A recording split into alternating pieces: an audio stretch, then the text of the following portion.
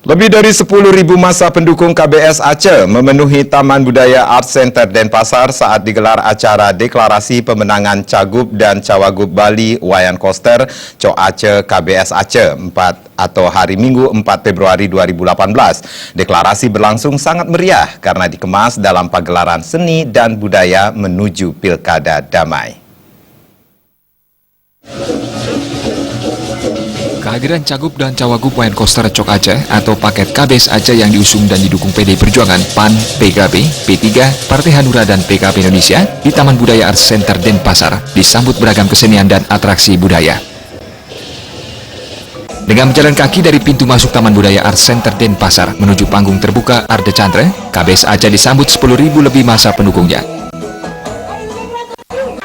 Sekjen PDI Perjuangan Hasto Kristianto dalam sambutannya di hadapan ribuan massa pendukung KBS Aceh memompa semangat para kader Banteng Moncong Putih agar terus turun ke bawah bersama parpol pendukung untuk menggalang barisan kekuatan rakyat memenangkan KBS Aceh di Pilgub Bali tahun 2018. Pintu kemenangan berada di pintu rakyat.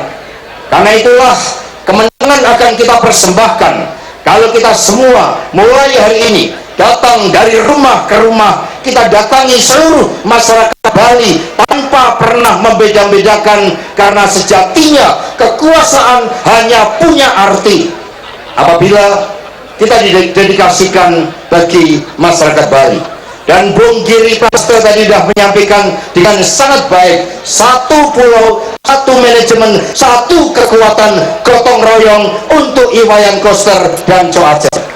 Ketua Tim Pemenangan KBS Aceh Kota Denpasar, I Gusti Ngurah Gede mengatakan, konsolidasi KBS Aceh terus dilakukan jajaran PD Perjuangan Kota Denpasar bersama parpol pendukung dan berbagai elemen komponen masyarakat hingga ke tingkat desa dan banjar untuk memenangkan KBS Aceh pada Pilgub Bali tahun 2018. Kesiapan dan kebulatan tekad pemenangan KBS Aceh juga sudah dilaksanakan di 4 kecamatan yang ada di Kota Denpasar. Sementara itu, Ketua Tim Pemenangan KBS Aceh Provinsi Bali, Nyoman Giri Prasetyo mengatakan, paket KBS Aceh akan menata pembangunan Bali melalui pola pembangunan semesta berencana dengan 5 bidang prioritas, yakni pangan, sandang, dan papan, pendidikan dan kesehatan, jaminan sosial dan tenaga kerja, adat, agama, tradisi, seni dan budaya, serta pariwisata dan infrastruktur. Bagaimana kita harus melaksanakan program betul-betul menyentuh kebutuhan masyarakat. Paket KBS Aceh ini yang pertama kita akan gerakkan adalah pangan, sandang, dan papan. Yang kedua, pendidikan dan kesehatan. Yang ketiga, jaminan sosial dan tenaga kerja. Yang keempat, adat, agama, tradisi, seni, dan budaya. Yang kelima adalah pariwisata.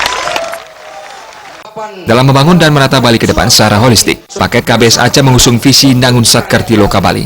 Cagup Bali Wayan Koster menyatakan visi ini mengandung makna menjaga keseimbangan dan keharmonisan alam Bali beserta isinya untuk mewujudkan masyarakat yang bahagia dan sejahtera skala dan niskala. Visi tersebut akan dijalankan KBS Aceh lewat pola pembangunan semesta berencana. Salah satu menguatkan desa adat di Bali, menyelenggarakan fungsinya sebagai pelestari adat, agama, tradisi, seni, dan budaya. Desa adat sesuai dengan Undang-Undang 2014,